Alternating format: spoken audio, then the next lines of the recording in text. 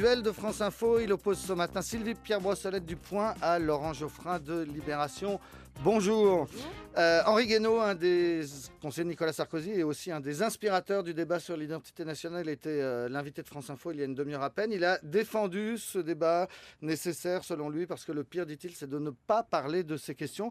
Pourtant, Sylvie Pierre Brossolette, y compris à droite, il commence à y avoir des voix qui s'élèvent pour trouver que ce débat dérape et qu'on pourrait peut-être l'arrêter.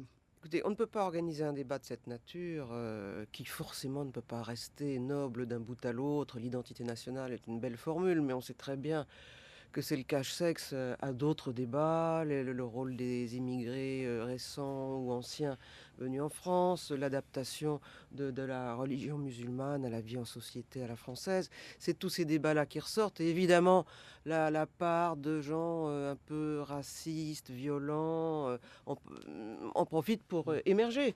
Mais il n'y a pas que ça. Je suppose que de ne pas faire de débat, c'est se cacher un peu la face, se mettre le voile justement sur une face. Alors c'est dangereux, évidemment ça fait dégorger des choses pas très jolies.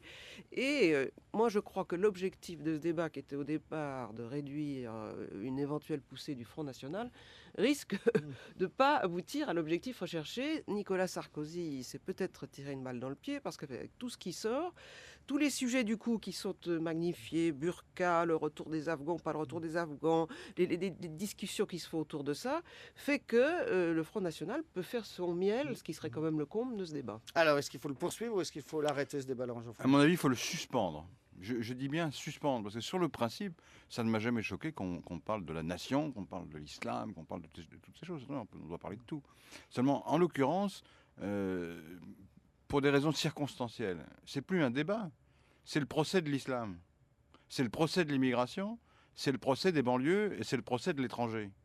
Je ne vois pas en quoi ça permet de faire avancer la conscience publique.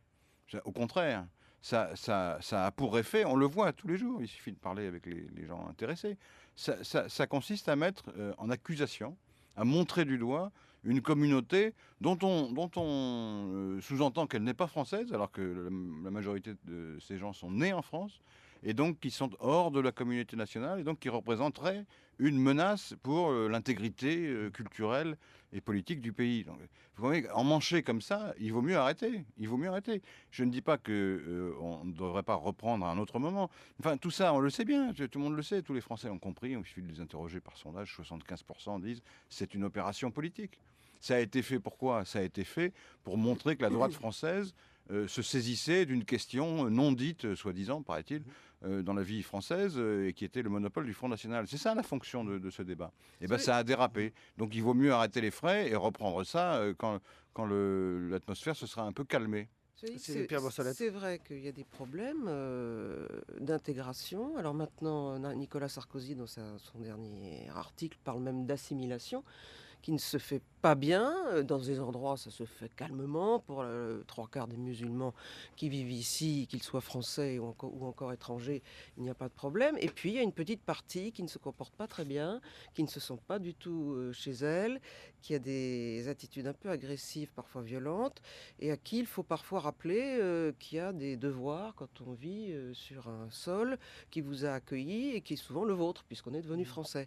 Alors, les Français, entre guillemets, de souche, ont des devoirs également, d'accueil, de formation, de générosité, mais il faut faire un effort des deux côtés, et que si on continue comme ça, les uns à devenir de plus en plus crispés, à brandir des drapeaux algériens les soirs de match quand la France est leur pays, c'est quelque chose d'inquiétant, ce qui